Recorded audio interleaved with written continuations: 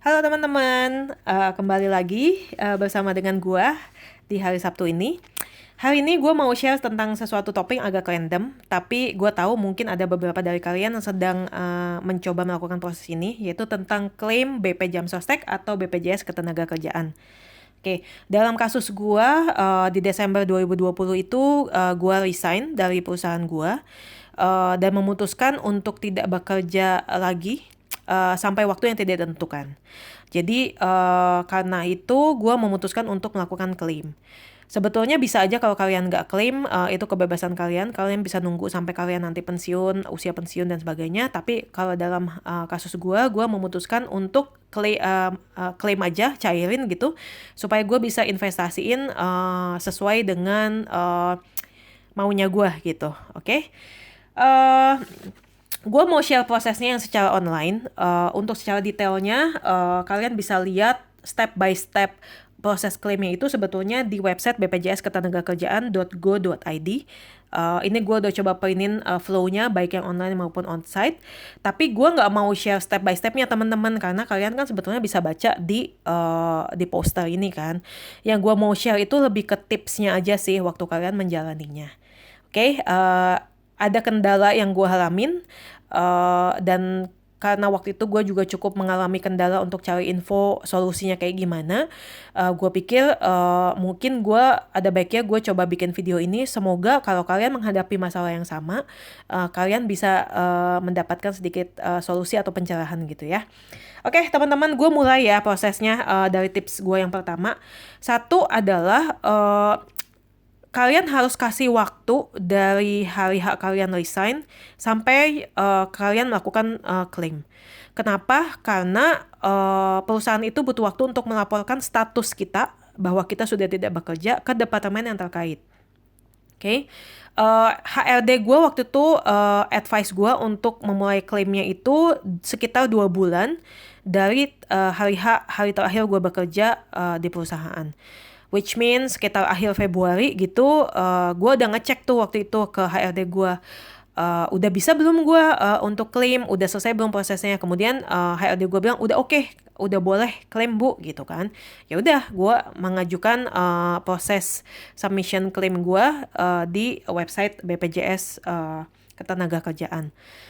Gue baca di beberapa komen di Instagram maupun di Facebooknya BPJS Ketenagakerjaan, itu banyak mereka yang failed untuk proses klaimnya itu ditolak. Kenapa? Karena ternyata perusahaan tempat mereka bekerja belum selesai itu proses pelaporan status ketenagakerjaannya teman-teman.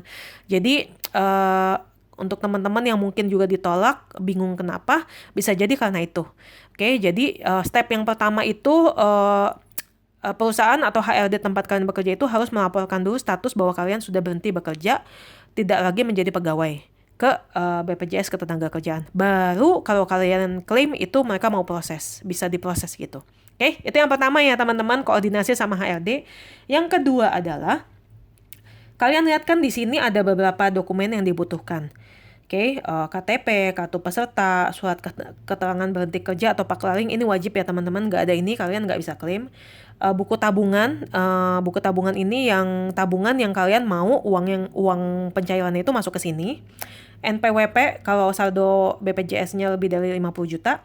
Kemudian foto diri terbaru, plus gue tambahin satu ya, karena ini diminta juga yaitu form pencairan JHT. Itu kalian bisa dapat form ini di website juga, jadi download aja, di print, diisi. Oke, kalau gue abis diisi, tanda tangan gue foto, gue gabungin sama semua dokumen yang ada diminta di sini.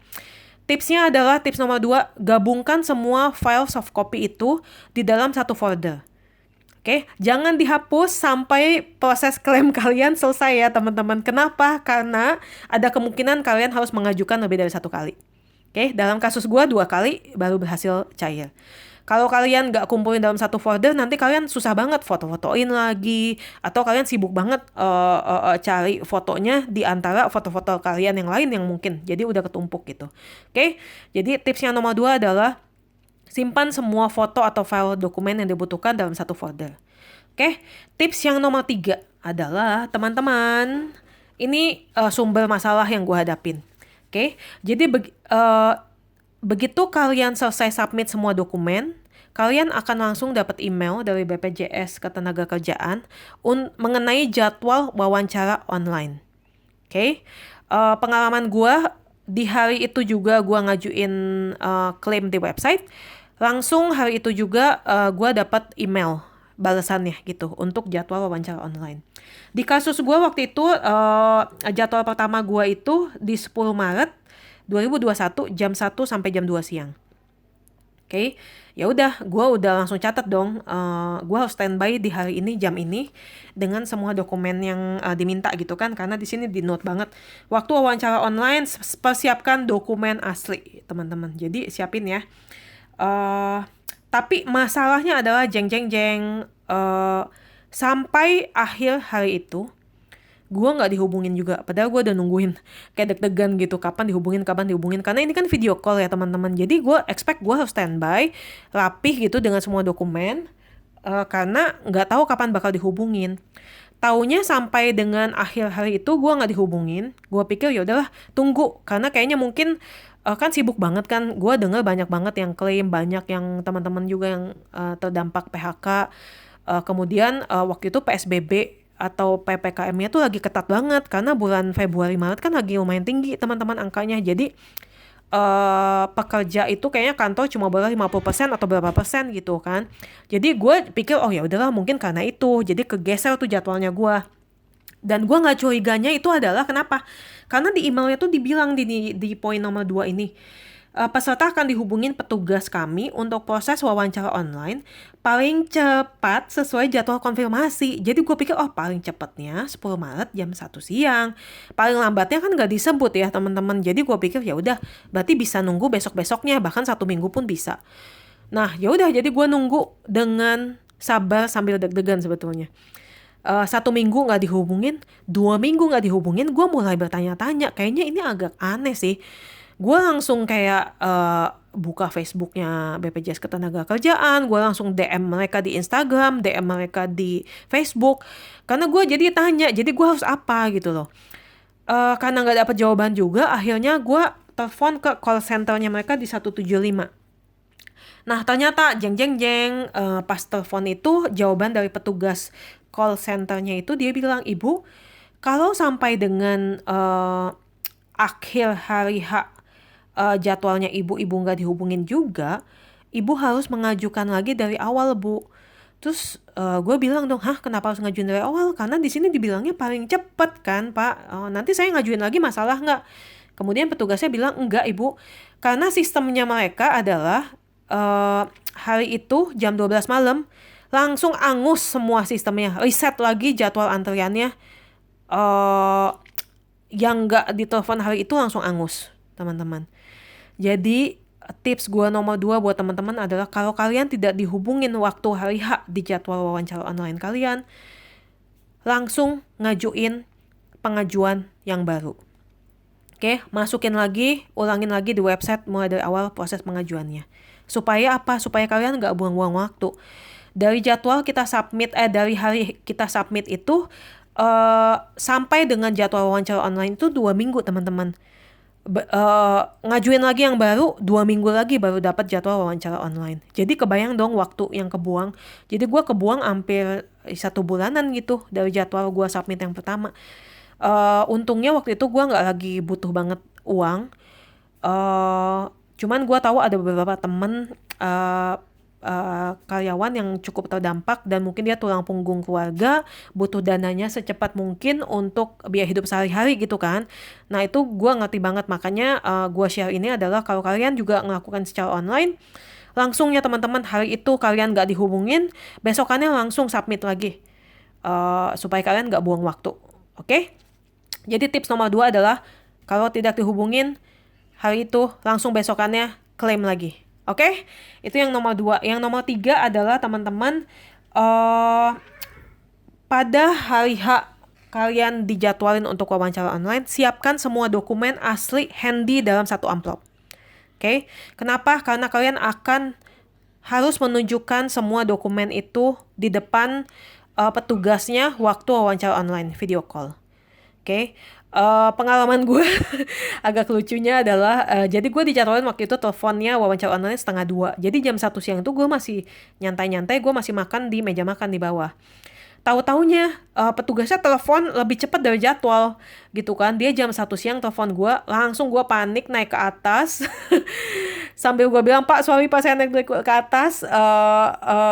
Sambil ngos-ngosan gitu karena abis naik tangga gitu kan. Baru proses nunjukin semua dokumennya. Proses gue cepat banget teman-teman. Kalau kalian sudah standby semua dokumen untuk ditunjukinnya itu waktu untuk verifikasinya siap, kayaknya gue nggak nyampe 10 menit teman-teman. Nunjukin nggak nyampe 5 menit, sesuai yang diminta, tunjukin dokumen aslinya. Kemudian 5 menit sisanya itu petugasnya, bapaknya itu jelasin ke gua. Jadi ibu abis ini, prosesnya adalah ini. Kemudian harusnya 3 hari kemudian dananya sudah masuk ke dalam rekening. Cepat banget teman-teman. Dan semua proses itu kita bisa lacak gitu ya. Di websitenya BPJS Ketenagakerjaan, tinggal masukin aja nomor pesertanya kita, langsung kalian bisa tahu kalian tuh proses sudah sampai mana. Yang bikin gue deg-degan sebenarnya adalah proses verifikasi dari perusahaan tempat kita bekerja terakhir. Karena kan kita nggak tahu ya, namanya lagi PPKM, takutnya HRD-nya juga lagi nggak online, dihubungin nggak bisa. Itu cukup bikin gue deg-degan, tapi untungnya terima kasih Bapak Ibu HRD di tempat gue bekerja, mereka cukup cepat sehingga kayaknya 3-4 hari gitu ya setelah gue wawancara online itu langsung cair dananya masuk ke dalam rekening. Hore gitu kan, happy. Oke, jadi itu tips nomor 3-nya adalah siapkan semua dokumen fisik standby bersama dengan kalian waktu hari H. Oke, yang nomor 4, yang terakhir adalah kalau sampai kalian menghadapi masalah apapun juga, langsung telepon ke call centernya BPJS aja di 175, ceritain masalah kalian apa, statusnya gimana, kondisinya gimana, nanti mereka akan bantu kasih solusinya. Oke, menurut gue selama semua dokumen kalian lengkap, oke, semua yang ada di listnya itu lengkap, harusnya tidak ada masalah.